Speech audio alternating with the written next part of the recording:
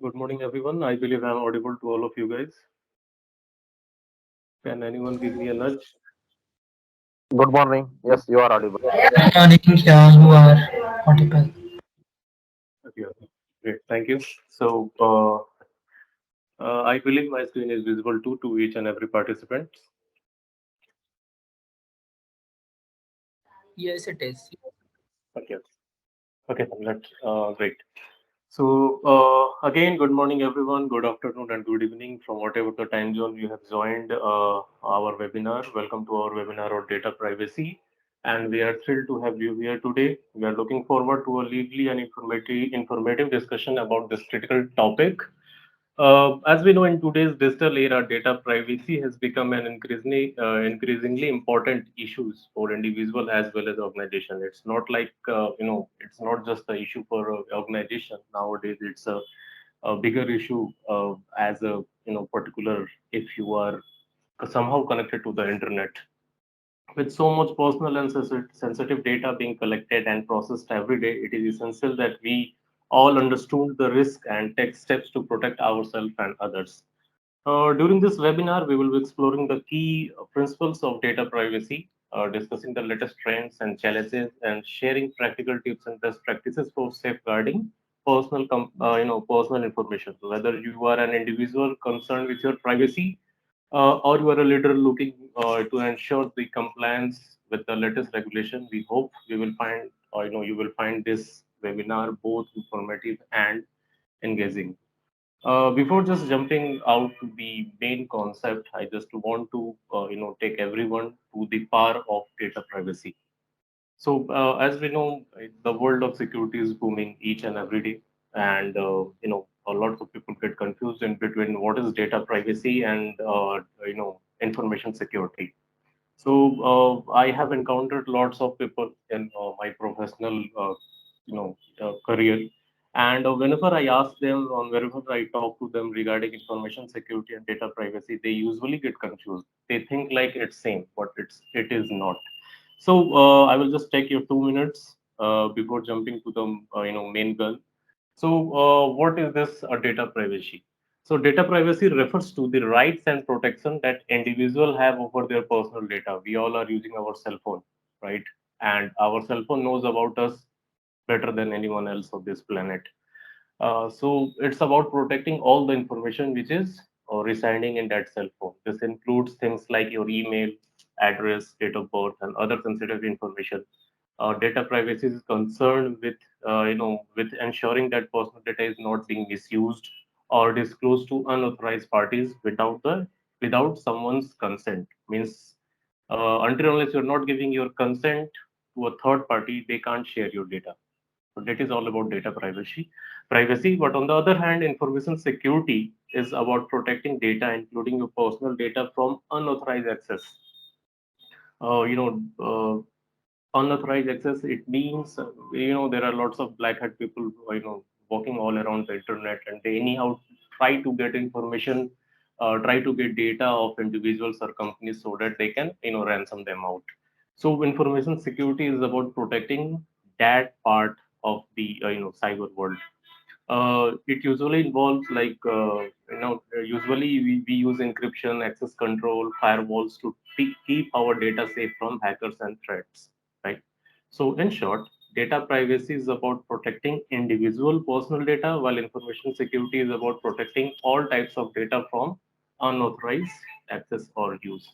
So I believe now we are on the now the data privacy concept is clear. Now we are moving toward our agenda of the day. We will be talking about data privacy and its importance, of course.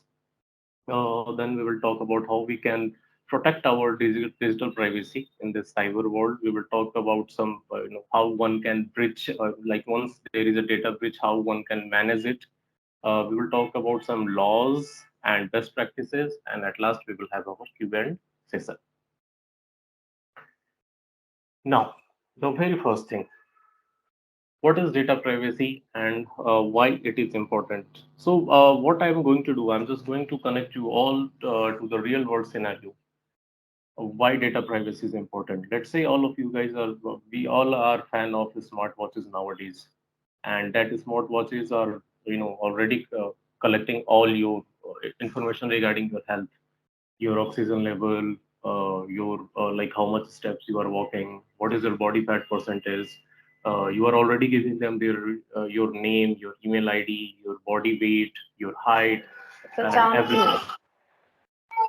So as you can see, if we talk about as you can see, if we talk about the data being collected by your cell phone, it's more than what you are posting on the internet.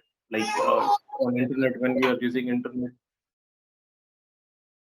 I will suggest some of you is on unmute. On your Can you mute yourself? We are getting some noise over here. Okay. Perfect. So data privacy refer to the protection of personal information, data from being accessed by some unauthorized party or being accessed by some third party who has not taken authorization from you. See, the thing is, once they have your data, it's about your health data or it's about your Gmail data, cell phone number or anything. If it's unauthorized access, it means somehow that company is selling your data to the third party, and you will start getting lots of messages, calls. You will end up getting like if you are using a smartwatch or any health app which is tracking you, you will end up getting calls from healthcare people. They will start you suggesting like you will start getting advertisement about your BP and sugar if you have, and they are tracking your data. So if we talk about the cyber world, it's been said that most of like when you are connected to the internet and once you are a geek, it's being told that most of the decision you are taking is not your own. It's being sired by some advertisements and other things. And it's a bigger concern for each and every user on the internet. Like if in the 21st century, if you are unable to take your own decision, or if you are taking any decision which is being impacted by some advertisements or some third party campaign, paid campaign, so we are in the end game, of course, right? So, if we are talking about data privacy, it consists of personal information, financial information, your health, care information, confidential business information, location and biometric data. Of course, we are giving our, fingerprint to cell phone. We are giving our eye scan, and nowadays all app are having a functionality where they say you that rather than typing credential, you can just enable the biometric. It means they are sharing your biometric with their with them as well. Their server has access of your biometric via your cell phone. There is behavioral data and everything. So what all we can do, like what all the points which we can take, uh, you know uh, to make sure that data privacy is on par.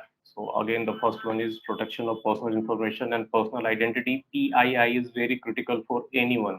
Doesn't matter whether you are an individual or you are an organization. We have to make sure that compliance is always there in the organization. Compliance are very important. You have to make sure that whatever the technologies and everything you are using, it's as per the organizational compliance policies. If we are going through all of this thing, it means there will be the minimum prevention, like there will be minimum financial loss, of course, because like in future slides we are going to talk about it. Lots of company, not in our India, we are on the track to launch our own data privacy law. Like a draft has been released last year, but in different countries, if you're talking about Europe, they are very early in this data privacy law, and if a data is being breached, it's being followed by lots of big checks in form of fines and everything. And the last but not the least is maintaining trust and confidence in organization. Of course, if you're making sure that your data is being preserved and you are following the compliance and audit policy, so of course you will have a good night's sleep at the nights thinking like, yeah, all the data is somehow being secured in my organization or in my cell phone. Now, so what all the steps we can take to safeguard our data? There are plethoras of steps, of course. Being an individual, even if you're not from the security background, we have some rough idea how we can save ourselves. like how we can protect ourselves from from being hacked, being leaked on the internet. So the very first one is data encryption. It's one of the most critical aspect and one of the main reason why data is being compromised or data is being leaked. We are using lots of app nowadays. Even we use lots of websites which are not having HTTPS flag enabled. And even in today there are, like in the year of 21st century, it's 2023. Still, there are people who are trying to access websites which are not having, a proper encryption mechanism. Even nowadays, all the web browser are giving you errors saying like your data is not private or the website you are visiting is not securing your data. But still anyhow people negligence is the reason why they sign up over those website, they try to share their data over the website, and they got compromised.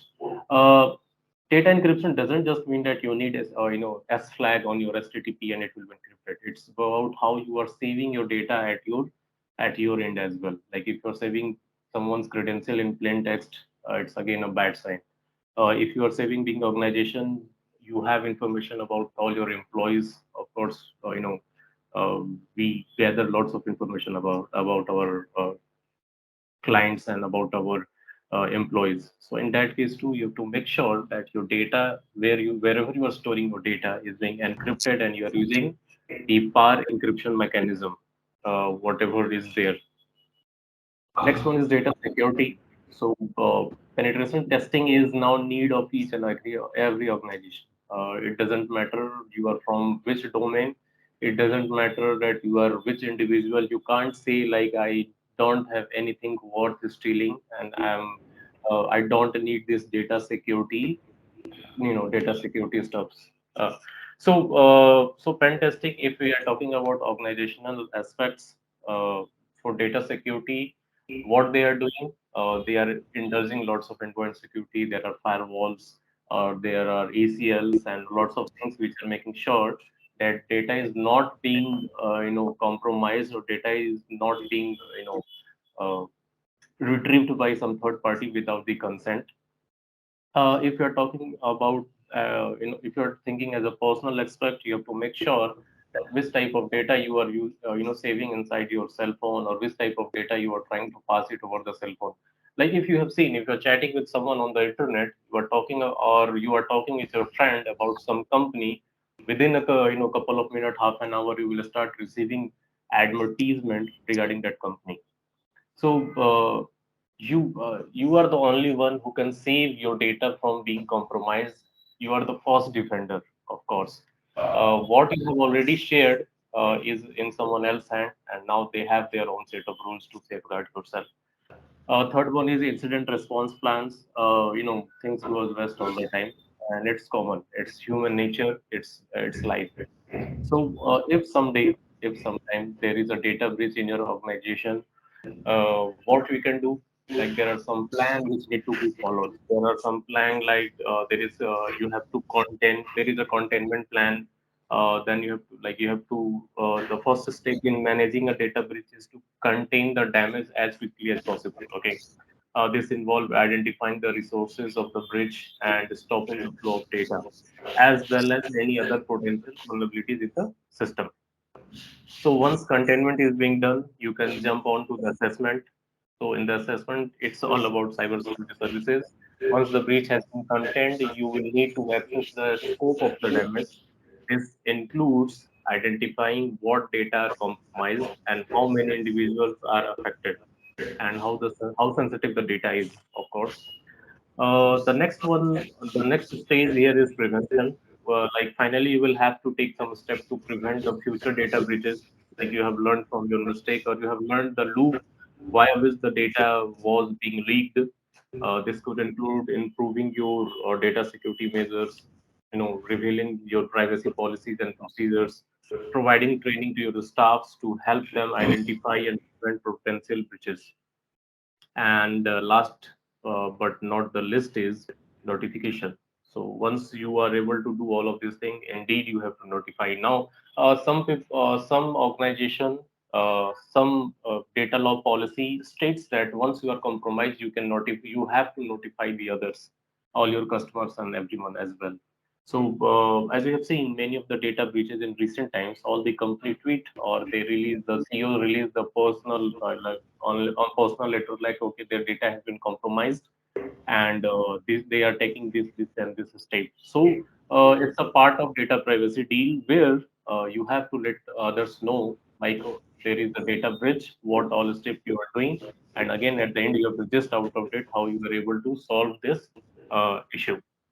So remember, it is important to note that managing a data breach is a complex, okay, and sensitive process, and it's always best to have a plan in place ahead of your time. So we will talk about this as well, like the incident response plan.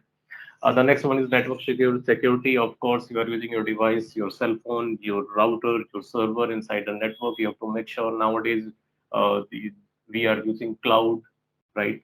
So you have to make sure that wherever the data you are storing, at least that place where your data is being stored is having some set of rules, some limitations, security softwares being installed over there, which are taking care of security and encryptions. So this all comes under penetration testing services, where expert people like us play around all the infra and let others know whether whether they can be compromised, what are the ways via which they can be compromised, and if there is a way, we create a SOP for that. We create a report and share with to the stakeholder.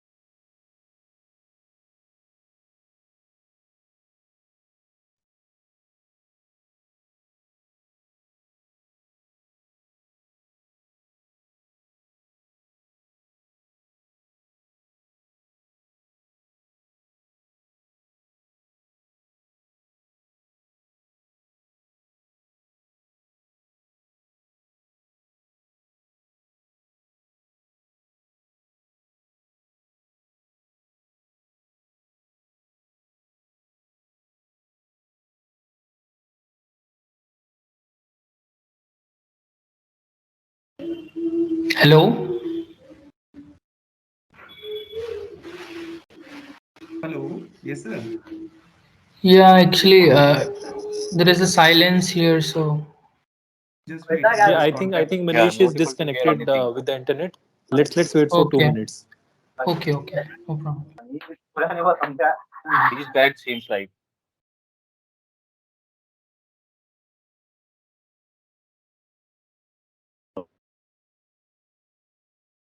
Am I audible?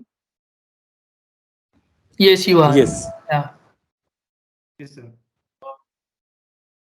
I'm getting Maybe you. maybe till So, now, can we take the questions from the audience if anybody has any question till now?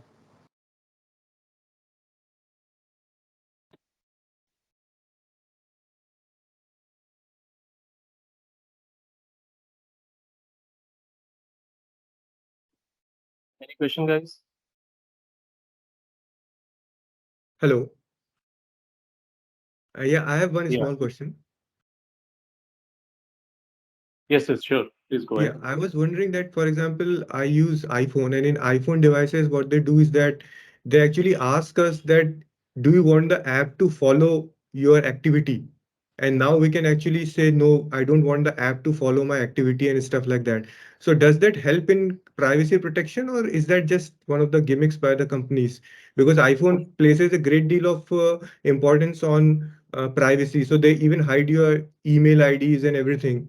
So is that do you think they are doing a better job at this, or is it still not enough? No, no. Actually, they are doing better job. Again, see, the thing is, let's take example. You are using your iCloud account over there, right? And they are saying like, okay, we won't be sharing any data, and we will make sure that data is not being shared from, somewhere from our iPhone to third party. But again, what if you are using that data outside somewhere? So this digital world, you can't connect the dots until unless you are very rigid. I will be using my iCloud data inside iPhone only. I'm not going to sign up on any of the websites. Like there are lots of websites which give you preference to sign in via live account, or even on Xbox or PS nowadays they are giving option like sign in via Apple, right? So if you are sticking to the rule, of course, especially with the Apple products, so they are not gimmick. I think in the last quarter itself, there was a war going on in between Apple and most of the company which sell PII to make money, and they actually Apple over the time win the lawsuit stating that they can't share this data because they are making money using it. So no, it's Apple is a big deal. It's not gimmick. I So thank hope you so you much. get your question. Yeah, Any thank you other so much. questions?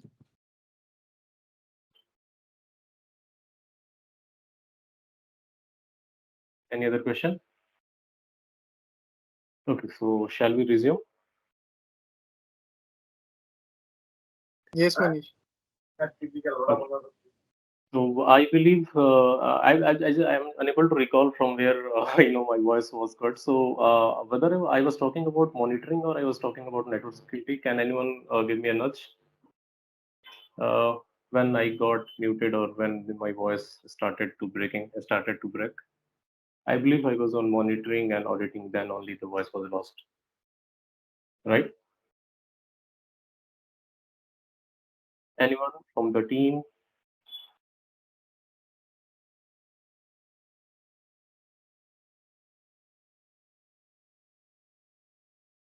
I'm audible, right?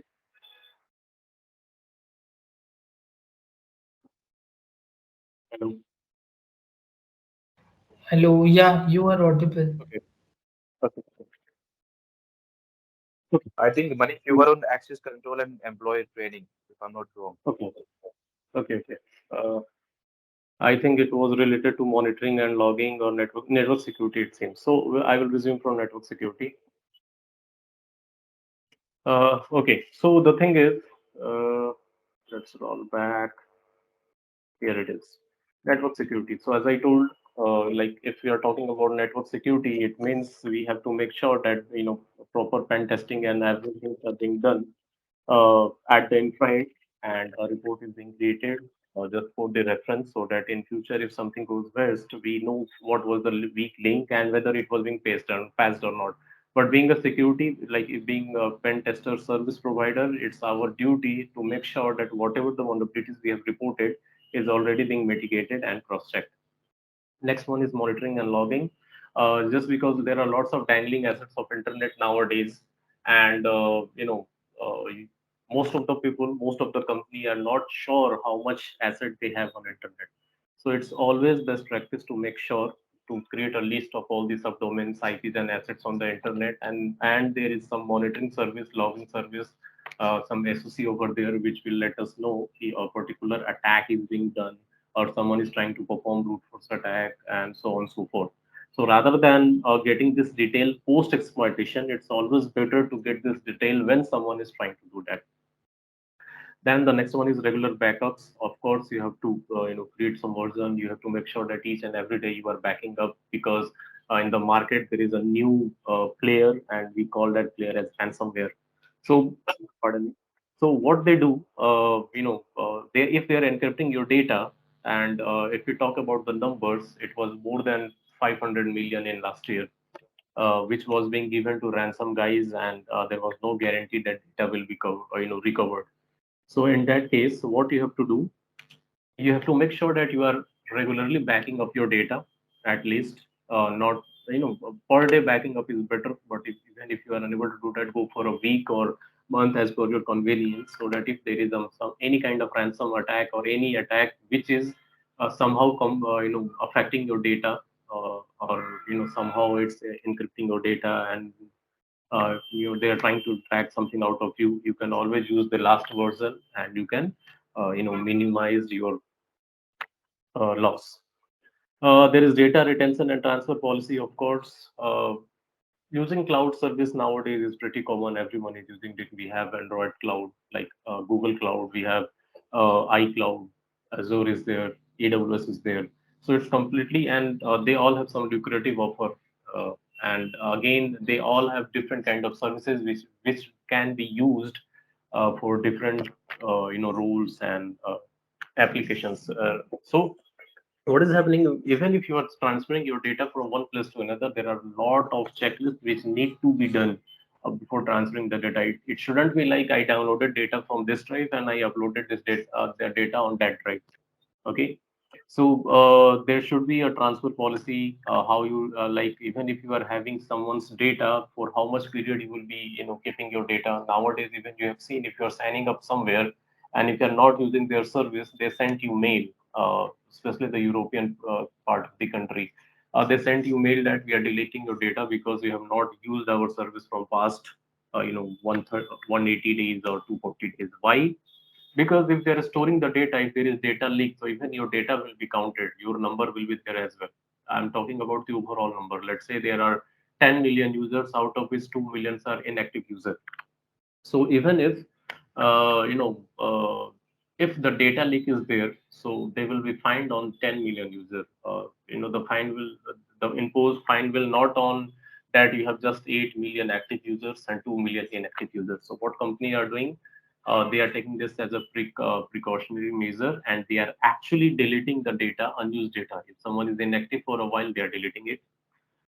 Then the next one is access control and employee training. Again, the biggest risk to an organization or an individual is internal people. Okay, so if we talk about some recent attack, I'm going to talk about a very big ride-hailing app. So what happened over there? There was more than 4,000 TB of data leaks on the internet, and the only reason of that leak was because our admin guy was receiving pop-up on his device regularly. His data was compromised. It was leaked somewhere on internet, and he was receiving pop-up on his device saying again and again, allow access, allow. We all receive pop-up on authenticator, and then he received a call, a social engineering call, where someone told him that they are from that company's security team, and they are trying to update some stuff, and some random people are getting these pop-ups. If you want to stop this pop-up, you can just click on approve, and he did it. And calling someone from someone else number, mailing someone from someone else email ID, it's not gimmick, it's real nowadays, just due to some common misconfiguration or some there are lots of company which provide this kind of service on dark web. One can do this thing. And the last one is data minimization. Of course, eat what you can not take in your belly, right? So it's like you don't need all the data. That's the reason why even Google Play, like cell phone, are the very first reason from where maximum data is being shared, right? So even nowadays, once you are installing any app, they will let you know which kind of data is required. Okay, and in recent update of Android, they have actually pushed update where they regularly check each and they scan each and every application, and they let you know whether this application, this particular app is vulnerable or not. They are just trying to see what kind of information is required. I have seen lots of app on it, on App Store or Play Store, which are PDF reader, and they require your camera access, or they require some other contact access. So it's a red flag. So you should know what to where to act, where to install, what to delete. Okay. So that's the brief gist about how you can protect your digital privacy. Again, I think we are talking about incident response plan. So it's very critical. It's very critical in data privacy. It is one of the biggest key player role. And remember, if there is a data breach, there is a bigger loss. It's take ages to make your name. It's take years to make a name, and just a small data breach to completely erase it from the history. So if there is a data breach, of course, there will be a lot of problem. You will have your reputation loss. You will have your financial loss because it's being backed by hefty fines.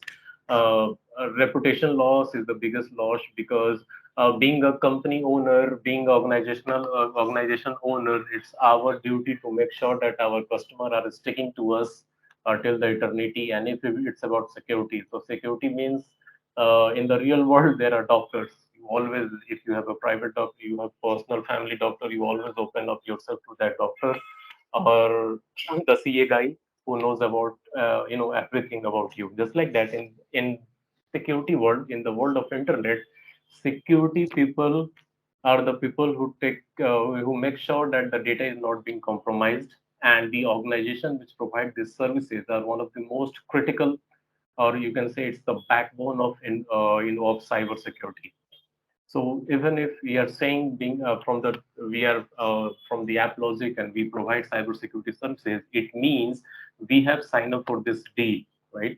We are fully confident that yeah, if we are taking care of your security, things aren't going to be best. It's always be on the par with what compliance and audit will be, and there won't be any kind of reputation loss or any type of financial loss occurred due to our any uh, due to our work or anything. So just even nowadays, lots of company and as per the audit policy, even if you have a cybersecurity team and you are using some, you are collecting information from the cloud or from the internet or from the user, you have to make sure that you are auditing your infra and which is being done by third parties. Okay, so how one can effectively manage a data breach? Again, it's simple. You have to prepare it beforehand. It shouldn't be like when there will be data breach, then only I will plan it. It shouldn't be like that. You have to always you will have a plan. This plan will execute once data breach is there. So there is a preparation plan. You have to develop a data breach response plan, designate the roles and responsibility, method to communication and reporting. Then there is identification and containment. Of course, you have to detect and access the scope of the breach. You have to limit the further damage. We have already talked about this in last slide. Then there is notify appropriate parties. Of course, you have to let everyone know their data is being compromised, your data is being affected. Investigate and remediate. And the last one is monitoring and review. So even if you once the data breach is being, you are able to manage a data breach, it doesn't mean that it's the end of that road. It's just a beginning. Each and every day you will be collecting data. Each and every day there will be bad factors which will be playing against the odds. So proper auditing, proper compliance, and proper plans should be always there. We have to make pen testing as a service, as a regular, go-to-go thing. It's not like I will be pen testing. I will be take pen testing services in 1 year or after each couple of years. It's not like that. It should be each and every day. It's like continuous process, just like you are doing continuously a lots of thing in your day-to-day life. Now, there are lots of laws and rules and regulations available for the different country, and one of the most popular one is GDPR. Uh, then, of course, rather than GDPR, there are lots other as well. One of them is CCPA as well. So we talk about GDPR a lot. Okay, why? Because Europeans were the very first to launch data protection law, and they are very rigid. Like if you are collecting, like any organization is operating in the European Union or they are processing EU citizens' data, it's being told that it's being as per the law they have to store all the data in Europe itself. Okay, so some of the key points about GDPR is that it was like from May 2000, 25th May 2018, it was there in effect. The main aim is to protect the personal data of EU citizens, Europe citizens by regulating the way in which organizations collect, use, store, and share their data. GDPR applies to any organization that collects or processes personal data from European citizen. Of course, it's all about European citizen. It's not like you are, even if you are collecting data from, let's say, you are collecting data from India. So GDPR will not be applied on that. But what we can do, just because GDPR is good, so we can stick to it. We can use it. We can, replicate it for here as well. Like if at Applogic we are collecting some information and there is no cyber law till there is a cyber law till which is already it is in draft indeed. So we can stick to the plan of GDPR and we can replicate that thing inside Indian infra so that we will be sticking to the compliance of audits or the the data privacy. Uh, the GDPR regulation imposes strict requirements for obtaining consent. Of course, you might have seen on internet nowadays we have to take permission. Like whenever visiting a website, they ask you about cookie permission. So it's all being given by them. Like they have to obtain the consent, and individual should allow to access their data. And if individual is giving you permission to access their data, it means you have to let them know about the breaches as well. The organization which failed to comply to the GDPR faces hefty amount of fines. Uh, GDPR is having a greater impact on the on regular data privacy laws, and all the companies are facing it. So, any question regarding any kind of any question till now? Anyone?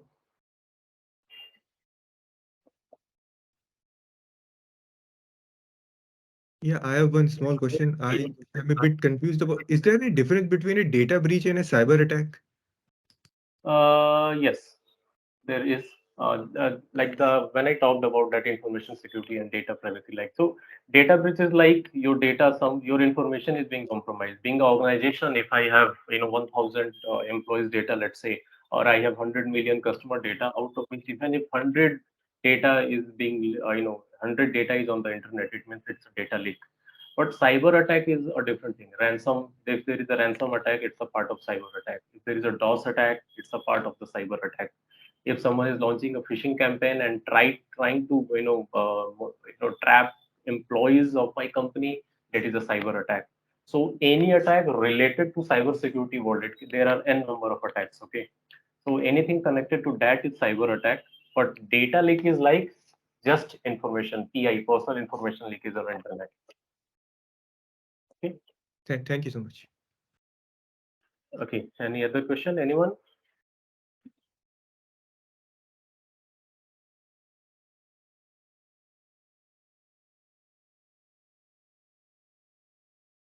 Okay. So I believe we will. Okay. So the next one is CCPA, California Customer Privacy Act. Again, it is for California's residents. Okay. So it came effective recently, I think, into January 2020 in California, USA. This regulation provide California resident with a greater control over their personal data and how it is used by any company. This CCPA applies to for-profit business that collects or sell personal information of California residents, and that meets certain size or revenue threshold. So there is a limitation, like your revenue should be 25 million.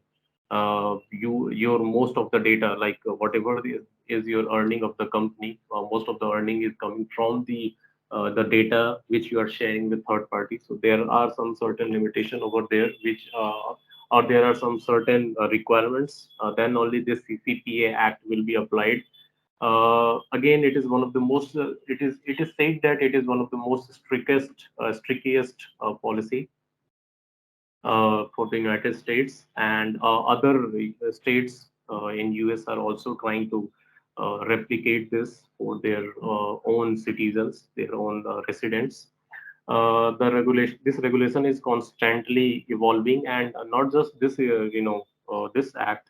All the data privacy act used to get evolved over the time because new technologies are being given, new technologies are being introduced. As nowadays you have seen greater gimmick is going on, which is chat GPT, right? So people are getting tired to chat GPT, and they are thinking like their life is going to be easier, right?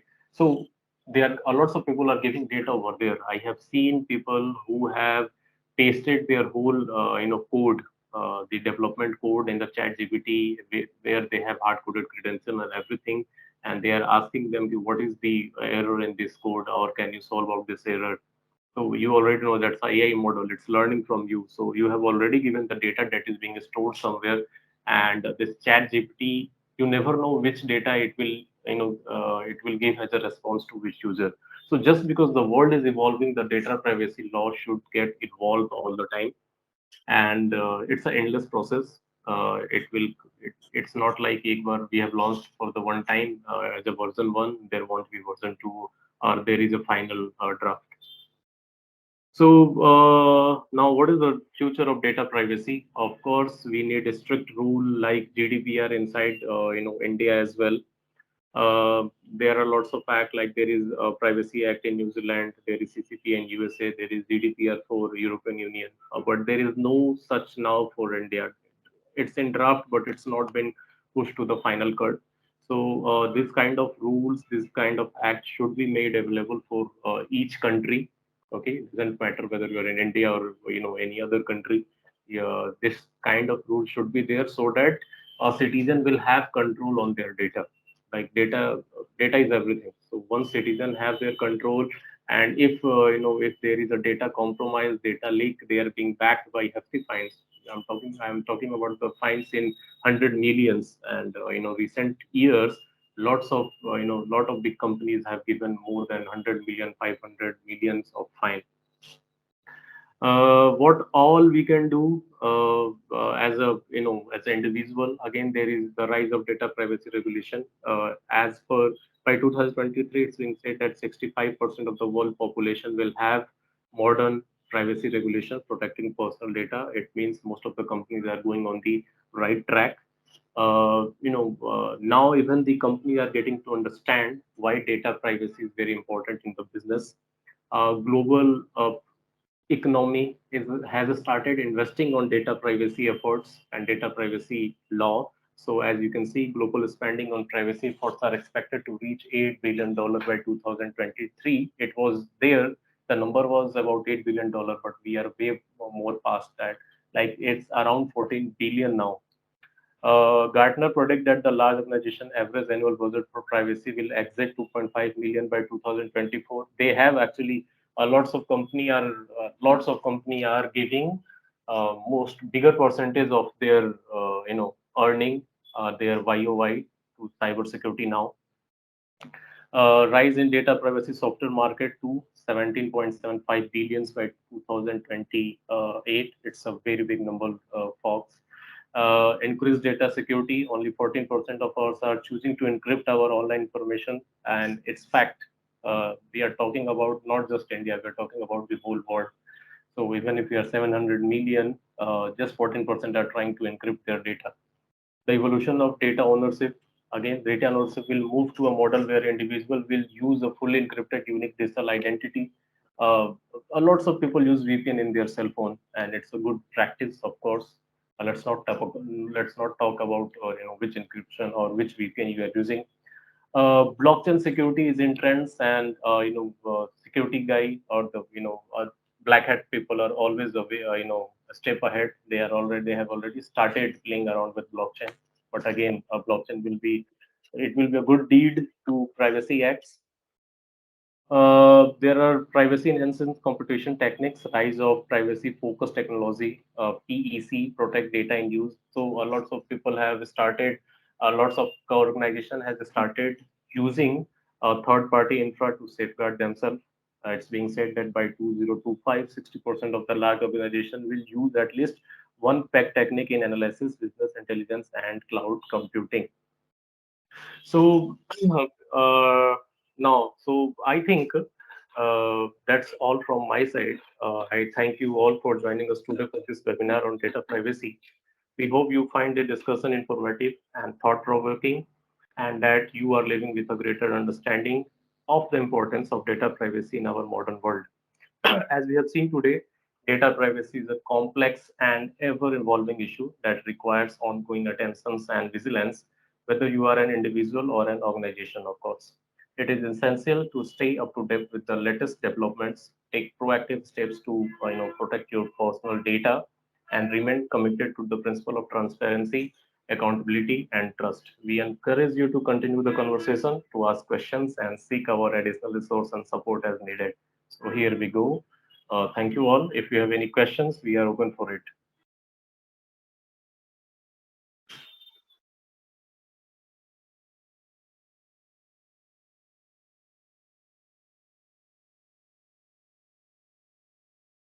Any question, guys? Anyone? You can post your query in chat as well. Yeah, I have one small question, and it might sound a bit odd. So, can I go ahead? Yeah, yeah, sure, sure. Yeah, suppose if we implement all of these security feature measures and everything, and if somebody goes to a cybersecurity expert and says that we still need to break into the system, so can you still do it?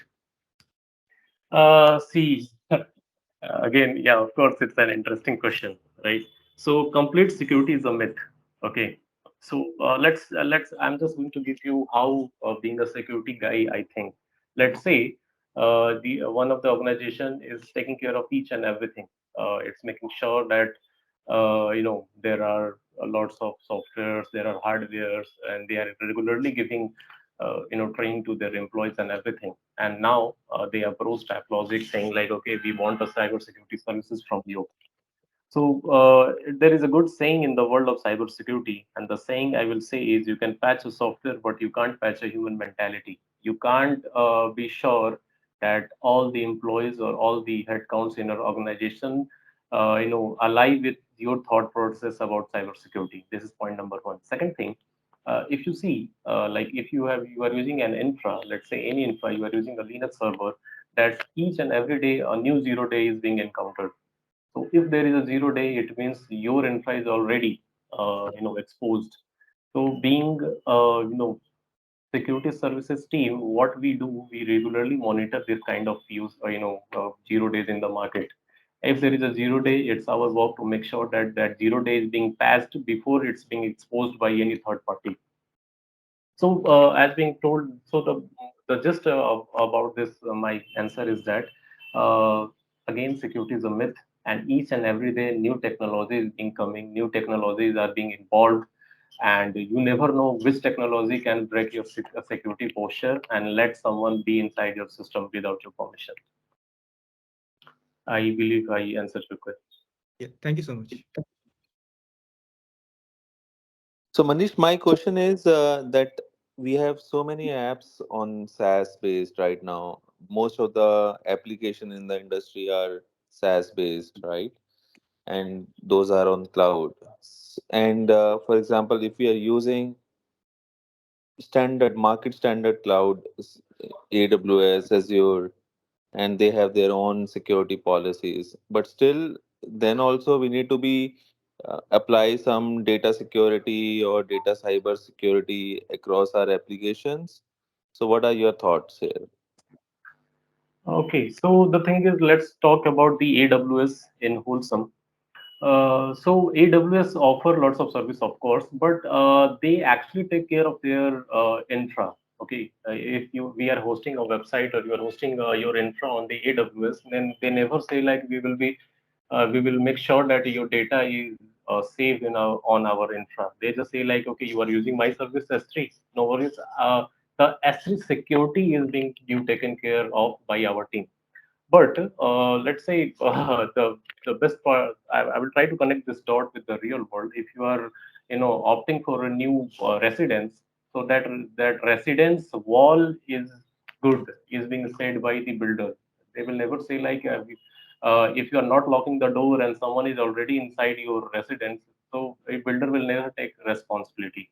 So in case of AWS too, even if you are migrating your data on the AWS, you can't just sit back and relax thinking like I'm on cloud, I'm using one of the best cloud of the world and they are securing my data. It's not like that. They have to make sure that your configuration are on par. Even if we talk about AWS security bridge, 90% of the breaches are just because the S3 or EC2 configuration was not par. Someone was able to call their S3 bucket and every data was open. There was a read permission, there was delete permission, there was move permission. So even if you are on the cloud, you have to make sure that you are you are using cybersecurity services and you are taking care of each and every endpoint, each and every APIs. You have to make sure that the API is not being compromised or there is not any type of attack related to. I'm talking about the technical part. I'm talking about OS top 10. So it as far with OS top 10, and no one is going to expose it in any circumstances. I believe I answered your query, sir. Yeah, absolutely. So what you are saying is, even if we are on AWS or market standard cloud infrastructure, we still need the security endpoints to be intact to ensure our data is being secure across all the applications. Yes, absolutely. Okay, thanks. Yeah. Yeah. Any other question? Anyone? So I have one question. Yeah. So normally means everybody has seen the cookies. Whenever we accept open website, it shows a pop up, right? It shows okay, accept the cookies. So what does that mean? Is that any security breach over there? They are also collecting our data. As per the Data Privacy Act, it's there that if you are recording, like when we visit any website, they record our movement. The classic example is nowadays we are using some app and to purchase, like India is on the run for digitalization, and we are actually leading it in the front. So if you might have encountered this kind of thing. If you are using one app for grocery delivery and you find that okay, some stuff is expensive over there, and when you go back and you start scrolling on different app, and once you come forth you find that the price has been decreased. So those cookie do this kind of trick, so that cookies knows about the session management of the user, and with the cookie they are actually reading out what all you are browsing, why you are taking the pause, at this time you leave their website and come back to their websites. What was the at what point, like when you leave the website, what was the thing which you were seeing. Let's say if I am talking about cybersecurity, and if someone was checking about a WAF, web application firewall, and they take a pause over there, they jump to the next website. So now, for me, you are my, critical. You are one of my lead, and who is interested in WAF. Might be there is a reason why you are unable to use our service. So what I will do, I will try to send you a post. I will try to start showing you some personal ads so that I can change your decision. So cookies is a consent, of course, and those company, as per the GDPR or CCPA, there is a law. As per the law, if you are using someone's data to market them, so you have to make sure that you are taking their permission. Okay. But in this case, I mean, maybe someone also have encountered the same situation. There are some sites who are forcefully, I mean, try to make the person to accept all those cookies and things. There isn't any kind of cancel close option over there. So is that I mean, a good, I mean, in which sense they are doing the same stuff? Okay, so see the thing is, if you are visiting Applogic website, so anyhow we have to make, like anyhow your footprint will be on our server, from which IP you have Mm-hmm. visited us, right? Which OS you have used, which was the web browser you were using. So one can't remove all these things. As per the Digital Act, Privacy Act, if you are receiving any kind of data, if you are getting any kind of data, doesn't matter which, even if it's a one byte or bit, you have to make sure that they are giving the permission. So even if you are visiting a website and if you are saying like I won't allow the cookie. Till now, like most inside the app, you might have seen in cell phone, if you are not giving the consent, that app is being closed.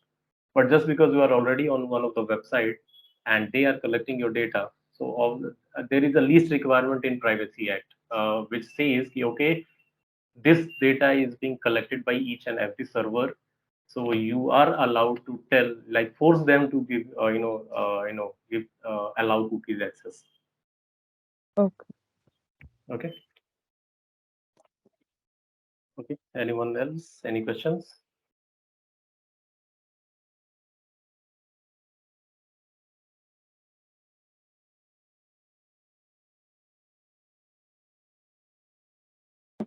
Yeah, so Manish, I don't have any question, but yes, thank you for letting us know about the laws, regulation, industry standards, business practices used in the handling of personal information, and how it is collected, how it is used, and to whom and under what circumstances it is shared. So yeah, it is a good one, I would say. Thank you once again. Oh, pleasure was all mine.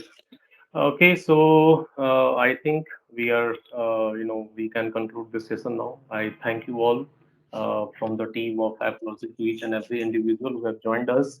And if you have any query, you can always revert back to us on our official websites. Again, we will be posting this recording and everything on our YouTube channel soon. So stick to our LinkedIn ID, Applogic page, and have a nice weekend, everyone. Thank you. Thank you all. Thank you, sir.